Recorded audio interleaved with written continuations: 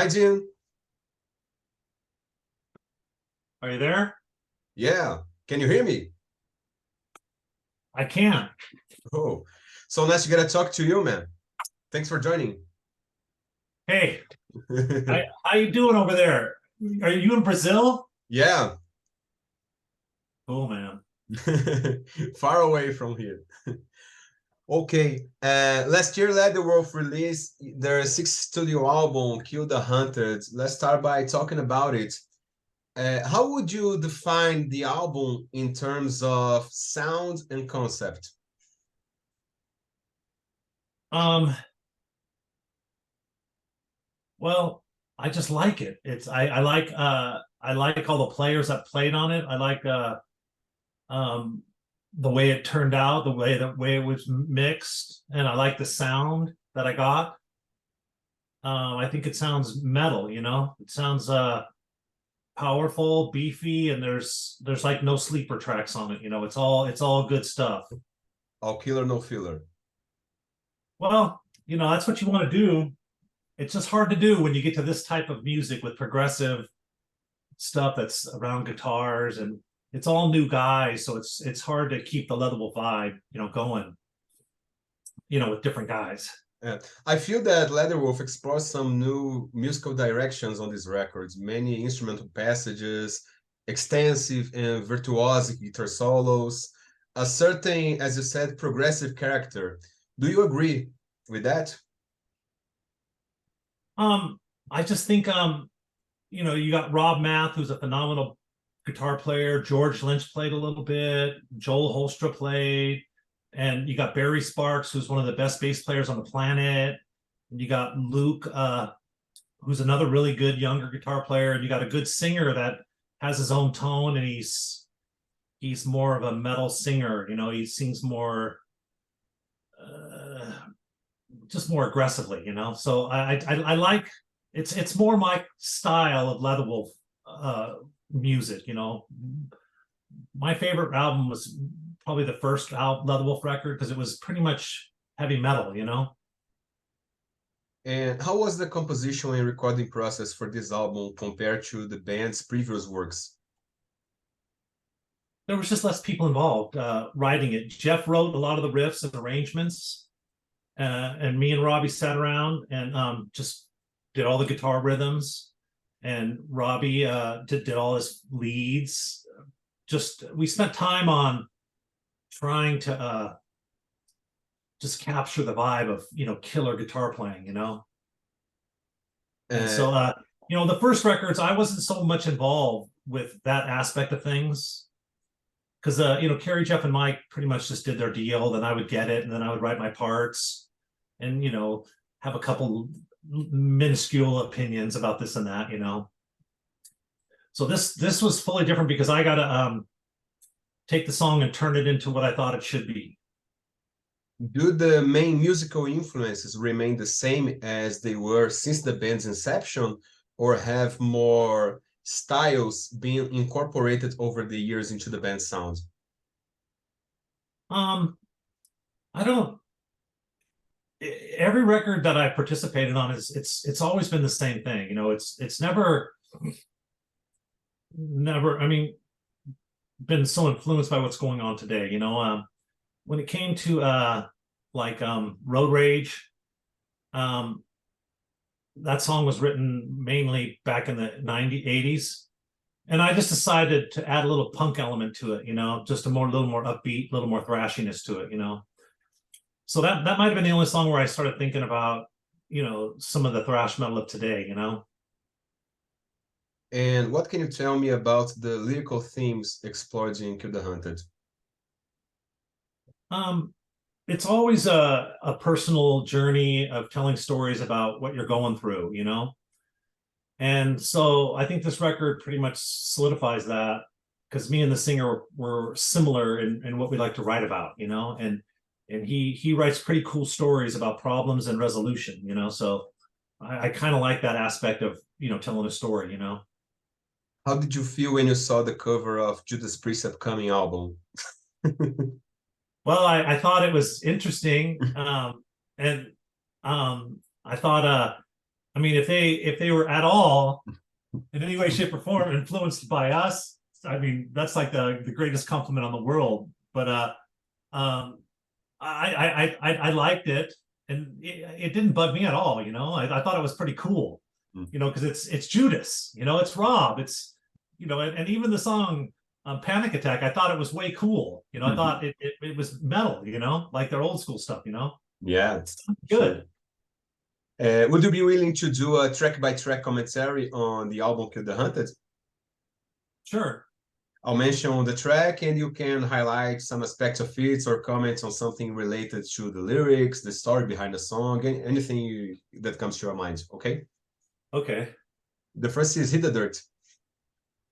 Well, hit the dirt. Okay, so I got that. That's a Jeff riff, and me and Robbie, we weren't so impressed by the song. We just thought it was like a filler song. So we just took the chorus element of it and then just made an intro and an exit, you know, with a lead on it.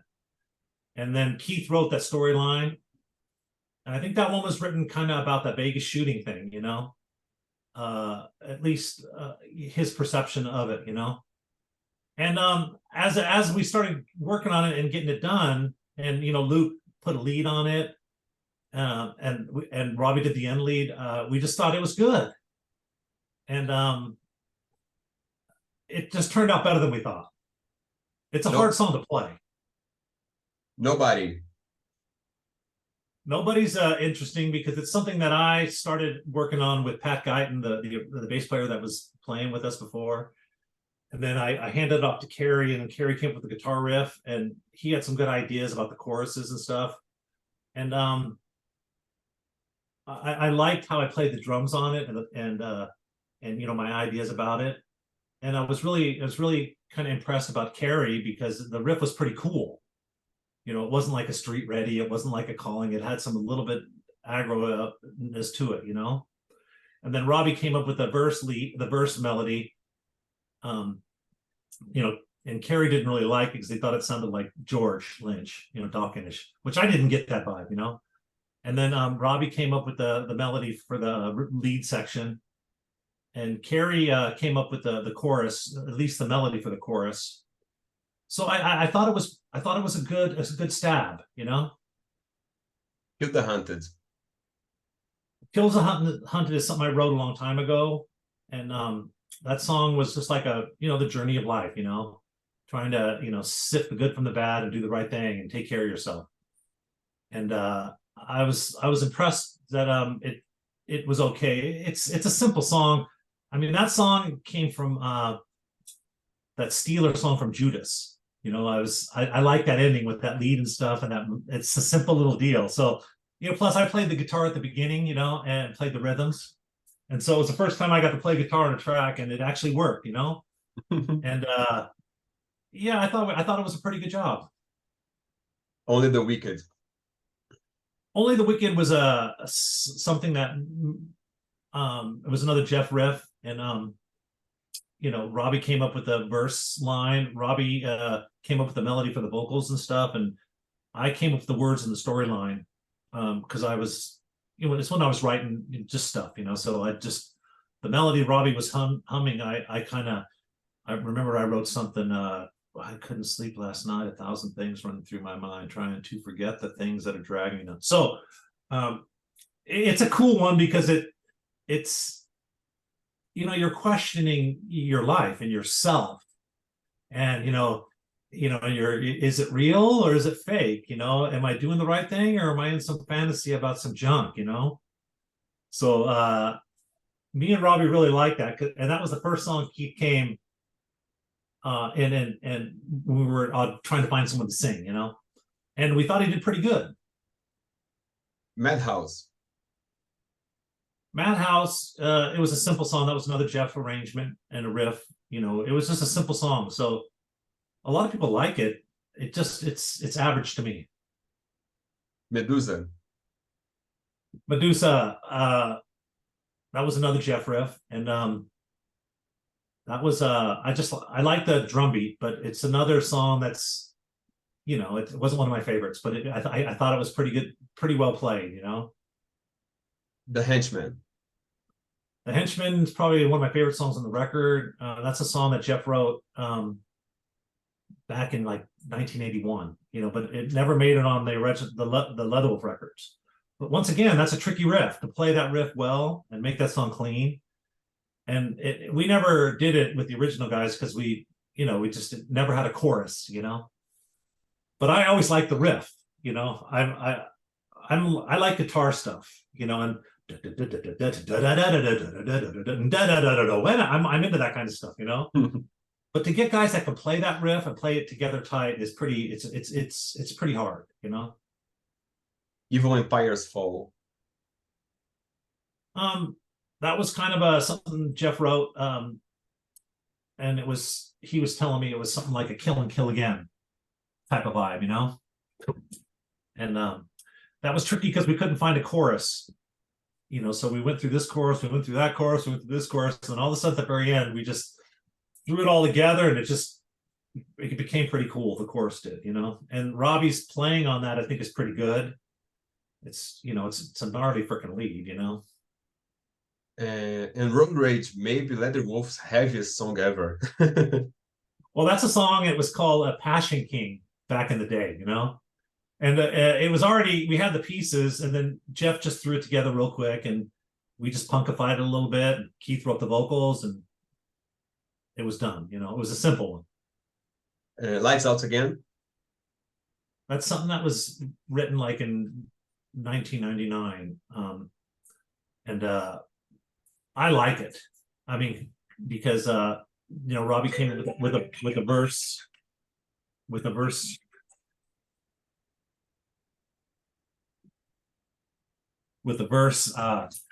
melody that was different, but then when it came to the leads, me and Robbie just worked on that for a bit, and he just did some phenomenal writing for that lead. And I like what Keith did with the vocals because he changed them around. We kept the chorus from back in the day, kept a couple parts. And I don't know, it's one of my favorite songs, even though it was didn't really make it anywhere ever, but we just did it, and we thought it turned out pretty good. And the last one, Enslaved. Is what? The last song is Enslaved, right? Oh, it's what? It's the last song is Enslaved. Yeah, Enslaved. Yeah. That was another pretty cool riff that Jeff wrote. And the ending part with the lead, Barry Sparks wrote that. And it just was interesting how you fade in and you fade out. And we just I thought it was pretty cool, the whole vibe on that whole thing. Keith is a really good player, a singer, and he wrote stuff really quick that was just pretty much keeper, right off the bat. So I thought it was pretty good. Kill the Hunted essentially marks the debut of many of the other members, maybe except you in the band. I'd like to know about how the current lineup carries on Leatherwolf's legacy. Why are they the right guys to carry the band's legacy? Well, because they can all play. And we can all play in E. We don't have to tune down, because as singers get older, they start losing their voice. And as you start tuning down to play songs, it kind of loses a little bit of its snap, And plus, they're younger players, and they're only going to get better, And I still feel that we have the talent to play the songs at a higher level with these guys. Since you touched on the topic, Leatherwolf has gone through multiple vocalists over the past decade. For those of us on the outside, those changes suggest an unstable environment within the band. Why so many changes, especially in the vocalist role in such a short time? Let's see, we had Mike, we had Wade, we had the guy from Racer X. Mike didn't want to play metal anymore, so we had to find someone to finish the record. We were doing World Asylum, and then after he heard the record, I guess he still wanted to play. So we played for a while, and played for a long time. But this time around, we just ran into some differences of opinion, you know. And so I think Mike is a great, you know, bluesy type of singer. I wanted to be in a metal band, heavy metal, you know, someone that could scream and just belt it, you know. So when I got the offer from Nuclear Blast to make a record, I didn't want it to be I wanted to be heavy metal, you know. I didn't want to be stuck between glam rock and heavy metal. I'd rather just all be heavy metal. So at least the people knew what we were about. You know, metal, progressive metal with killer guitar playing, with someone that could belt the vocals. You know, so I wanted to do that style of music. Mm-hmm. How do you deal with the fans that maybe longs for Mike's return? I mean, I totally understand. You know, they're fans from the beginning, so I get it. But at the end of the day, that's just not going to happen. And I moved on, and I just, you know, I mean, I moved on. So I'm just done with that whole thing, you know, with Mike and the original guys. How do you manage to maintain the musical identity despite those changes in the lineup? Well, still, Jeff was still the main songwriter of a lot of these songs, and so we still have the vibe of the original writer. You know, Jeff is he's like a phenomenal riff writer. You know, no one on this planet writes like him and can play the way that he plays. You know, so the next record's going to be a little trickier because you know, I personally can write songs like Nobody and Kill the Hunted. So I can do all that kind of stuff, but I can't do the progressive stuff, you know, the stuff that takes actually knowledge and wisdom and talent to play, you know. So, but at the end of the day, I'm just a musician and I'm just going to do the best I can when I decide to do it. And that's all I can do, you know. And hopefully it works. I mean, do you think this record sounds like Leatherwolf? Sure. From the early Leatherwolf, the heavy metal, pure heavy metal Leatherwolf. Yeah, like the first record, so to speak. Yeah. yeah. I always wanted to be in that band, you know, but we kind of softened up and just did some things that kind of put us in a different, you know, are they heavy metal or are they kind of glammy, you know, are they Motley Crue or are they, you know, old Iron Maiden, you know, what are they, you know? You kind of anticipated one of my next questions, which is about the moment you decided to tone down your sound somewhat to secure a major record deal. Did you guys do that, or it was a natural progression at the time? I don't think we ever plan on that, you know. I just think, you know, Carrie, Jeff, and Mike were working together about stuff, and I think Jeff was the main songwriter. And I just have a feeling he just let those guys do more writing, and it was just a little bit more simpler, mainstream, you know. I personally would have much rather gotten heavier. Well, you finally landed a record deal with Islands and released the albums Leatherwolf and Street Ready. Is there a specific moment or song from these two albums that you consider particularly significant for the band's history? Well, history is what it is. I mean, you know, I personally, you know, I'll do a record and I'll like it for a little bit, then I move on.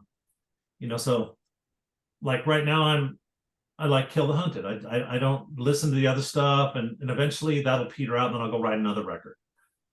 You know, so it's never really trying to fit in a mold or something. It's what do I like? You know, what do we want to write? You know, how do we want to write it? What kind of band musically do we want to be? You know. From that perspective, do you find kind of boring to play the stuff from those two albums live? I just pick the songs I like. I mean, I mean, if you look at how many killer songs there are. There's just so many good ones. There's Spider, Kill and Kill Again, Season of the Witch. There's freaking Rise or Fall, Gypsies and Thieves, Spirits in the Wind, Black Knight. You know, there's Thunder. There's so many killer songs that you can play. I get burned out on like The Calling, and I get burned out on Hideaway. But it is what it is. Not that they're bad songs. It's just you play them 1,000 times. It's like let's play something that's a little more tricky to play. Yeah.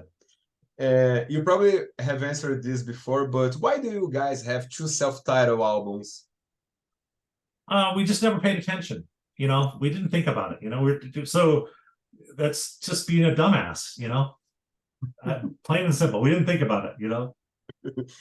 And how do you think the music scene has changed since the early days of the band to today? It's just weird finding the good guys, finding the Iron Maidens out there, the Judas, the Black Sabbaths, the Deep Purples, the guys that are everyone's like a real good player and they can write, cool melodies, Van Halen-ish, they're just cool, but I think that's time, everything always changes, and I'm sure they're out there. It's just, you don't hear as much, live shows aren't as popular as they used to be, And how does Leatherwolf fit into this ever-evolving musical landscape? I don't know. I have no idea, dude. It's hard. It's not like we were like a major act that was touring every year. It was always off and on. We hadn't made a record since when? Since 2006. And it's just tricky to get the right guys to sit down every year and do it like Judas does. They do it every year, but they have money. There's income, so they can pay their bills and play music. We can't. We have day jobs. And what's your day job? I'm a roofing contractor. I do roofs. Okay. I'm doing a roof right now. I just came home to do the interview. What are the challenges and opportunities that the digital age, the streaming platforms have brought to Leatherwolf? It's just there just doesn't seem to be any money anymore anywhere, unless you're a bigger band and you're playing in front of a lot of people and you'll get paid for the show and selling merch live, It's slim pickings, man, making money in music, at least for a band like us. And what are the band's plans for the end of this year and the next year? We're just working on releasing some of Leatherwolf's greatest hit songs with new guys playing it, and we're going to probably release the first record next year. And we're working on another record right now to see if we can keep it in the vibe of this record, because this record's going to be a tricky one to top, Kill the Hunted was recently released on CD in Brazil. So what's the message for the Brazilian fans who are willing to buy it? Well, if you like metal, you're going to like the record. It's we've never got a chance to go to Brazil and play. I was hoping that this would get something going to where we go over there and play, because live we're pretty good, at least musically. But it's a good metal record, it's a good old school heavy metal record. Ian, thank you so much for your time. Hope you enjoyed this conversation as much as I did. As for my last request, I would like you to put horns up for the print screen. Rock on, guys. Heavy metal. Thank you so much, man. See you next time. Bye-bye. Hey, so send me your address, dude. You want a Leatherwolf shirt? Oh, sure. I'll send you through email, okay? Yeah, send me and tell me what size, and just go to our website and pick a shirt. Do you have a vinyl player? Vinyl? Yeah. Yeah, I have. Sure. I'll send you an album. We got a dual album vinyl. Oh, thank you so much, man. I send you my address. Yeah, send me your address because we got vinyl. We're selling vinyl. Okay. Thank you so much, man. Hey, ciao, man. Bye-bye. Bye-bye.